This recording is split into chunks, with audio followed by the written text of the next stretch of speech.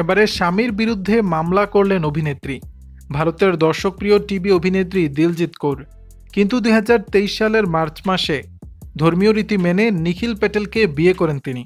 এটি অভিনেত্রীর দ্বিতীয় বিয়ে, তবে রেজিস্ট্রি বিয়ে করেননি দিলজিৎ নিখিল। এবার স্বামীর বিরুদ্ধে থানায় মামলা করলেন দিলজিৎ। গত 2 আগস্ট মুম্বাইয়ের আগ্রিপাদা থানায় মামলাটি দায়ের করেন দিলজিৎ। ভারতীয় গণমাধ্যম টাইমস নাওয়ের সূত্র অনুযায়ী নিখিলের বিরুদ্ধে ইন্ডিয়ান পেনাল কোড 85 এবং 316 এর 2 ধারায় মামলা করেছেন দিলজিৎ। নিজের ইনস্টাগ্রামে একটি পোস্ট দিয়েছেন দিলজিৎ।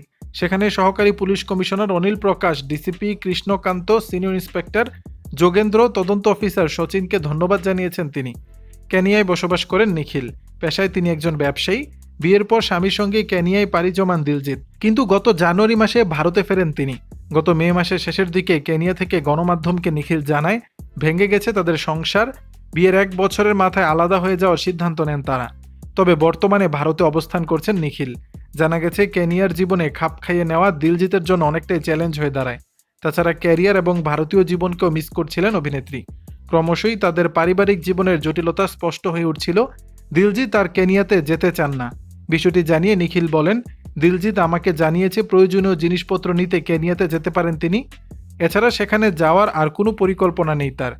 আমি তার জিনিসপত্র গুছিয়ে রেখে দিয়েছি। আমি মনে করি তার ভারতে চলে যাওয়া আমাদের সম্পর্কে রীতি টানার চিহ্ন। এর আগে 2009 সালে অভিনেতা শালিন ভান্তের সঙ্গে প্রথম ঘর বাঁধেন দিলজিৎ। এই সংসারে তাদের একটি সন্তান রয়েছে, কিন্তু 2015 সালে ভেঙে যায় সেই সংসার। দর্শক, বিষয়টি নিয়ে আপনাদের মতামত জানাবেন নিচের কমেন্ট বক্সে।